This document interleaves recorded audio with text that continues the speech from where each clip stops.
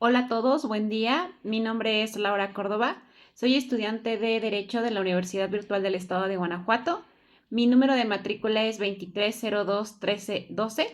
El día de hoy, 16 de noviembre del 2025, estoy realizando este episodio en donde voy a sumergirme en un análisis profundo de dos casos, que más allá de su aparente simplicidad, toca fibras sensibles de nuestra estructura jurídica y expone complejas relaciones entre el Estado y los derechos fundamentales. Estaré hablando de la responsabilidad internacional del Estado mexicano, un tema de la unidad 3, Derechos Humanos en el ámbito internacional, bajo la invaluable guía de nuestra asesora, la maestra Diana Patricia Josefina. Vamos a dedicar el tiempo necesario, así que acomódate, tómate un café o un té, porque esto no será un simple monólogo en el cual voy a responder sí o no, sino la idea es entender el por qué, los fundamentos, las violaciones específicas y las obligaciones del Estado en el escenario global. Analizaremos cada caso por separado, citando la doctrina y la jurisprudencia relevante para darle solidez a nuestro discurso. Y al final, como es costumbre, dejaré todas las referencias utilizadas en el documento de Word. Bueno, empecemos. El caso 1 y es la situación de Ana. Imagínate esta escena. Ana, una ciudadana cualquiera, ejerciendo lo que muchos consideramos un acto pacífico, repartiendo panfletos con citas bíblicas en una manifestación pública. Un acto de expresión, de culto y de diseminación de ideas. De pronto, la autoridad irrumpe. Un policía no solo arrebata el material, sino que la detiene. El argumento altera el orden público. Acto seguido es encerrada e incomunicada en una patrulla por 3 horas, luego trasladada a Barandilla, donde sufre burlas, calificativos peyorativos, para finalmente ser liberada tras un día completo de detención. Su búsqueda de justicia en instancias nacionales, la Fiscalía, la Comisión de Derechos Humanos y Justicia Federal, se topa con un muro de omisiones e incompetencia. 2 años después, su caso llega a la Corte Interamericana de Derechos Humanos.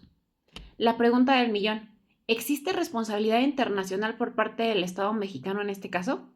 Mi respuesta es un sí rotundo y fundamentado.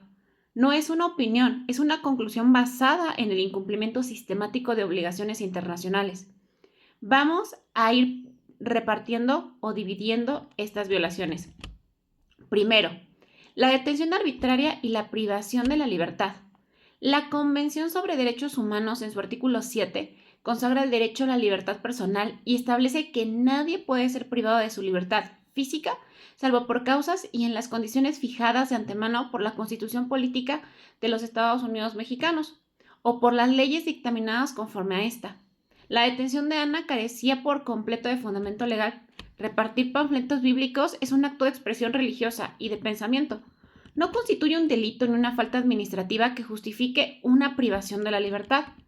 Como bien señala la Corte Interamericana de Derechos Humanos en su jurisprudencia constante, toda restricción a un derecho debe estar prevista en una ley, ser necesaria en una sociedad democrática y ser proporcional al fin legítimo que se persigue. El argumento vago de alterar el orden es insuficiente y arbitrario. No hubo una evidencia individual de su conducta, solo una decisión abusiva.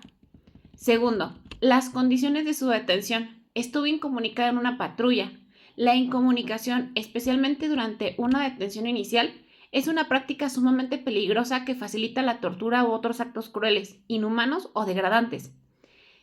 El relator especial sobre la tortura de las Naciones Unidas ha señalado repentinamente que las incomunicaciones prolongadas per se pueden ser o constituir un acto cruel o degradante.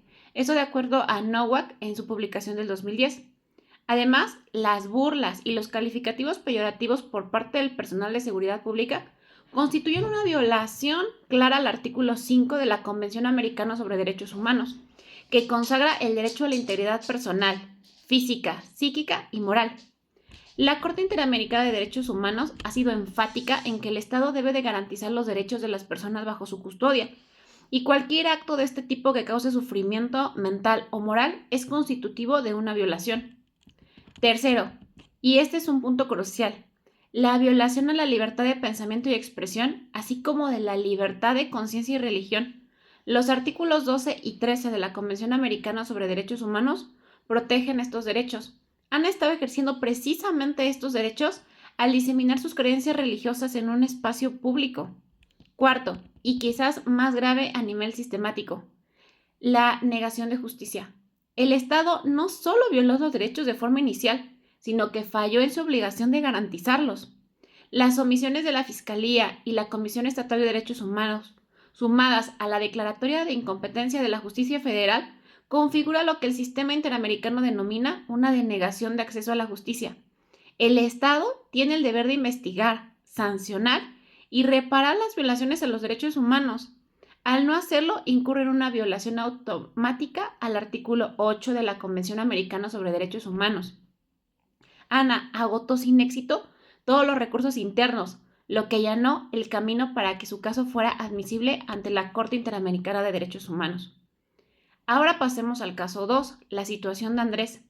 Este caso es desgarrador porque pone en evidencia cómo las políticas públicas, incluso aquellas diseñadas con un fin loable, como proteger la salud durante la pandemia, pueden ser profundamente discriminatorias y violatorias de los derechos humanos cuando se aplican sin perspectiva de una realidad social clara. Contexto. Durante la pandemia del COVID-19, un decreto gubernamental establece que queda obligatorio que todas las personas estén de las 18 horas a las 9 horas en su domicilio.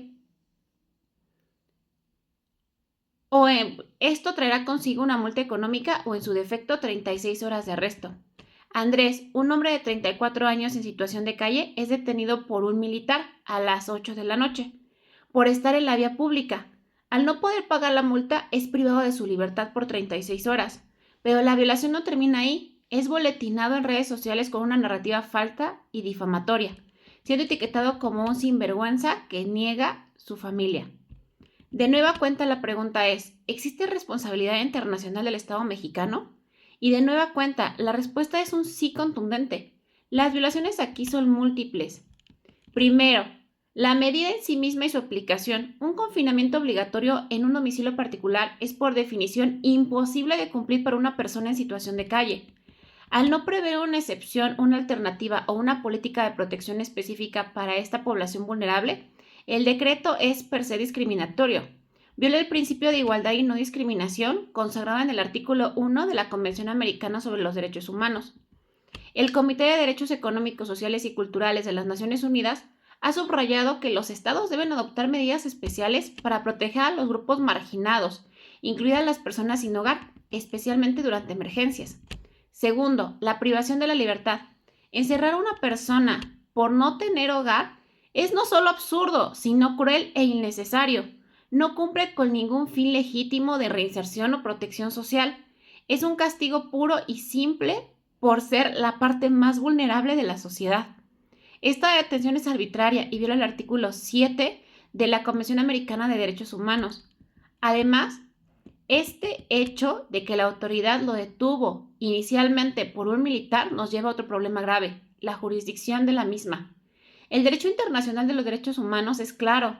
Las violaciones a derechos humanos cometidas por militares contra civiles no deben de ser juzgadas en el foro militar.